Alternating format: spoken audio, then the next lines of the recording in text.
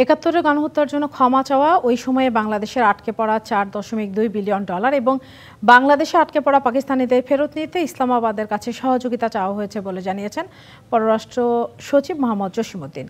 বাংলাদেশ পাকিস্তান পররাষ্ট্র সচিব পর্যায়ের বৈঠকের পরে এক ব্রিফিংয়ে একথা জানান তিনি। পররাষ্ট্র সচিব জসিমউদ্দিন আরও জানান, প্রধান উপদেষ্টা ডক্টর মোহাম্মদ ইউনূসের সাথে পাকিস্তানের পররাষ্ট্র সচিবের সাক্ষাতে দুই দেশের মধ্যে সম্পর্ক এগিয়ে নিতে আলোচনা হয়েছে।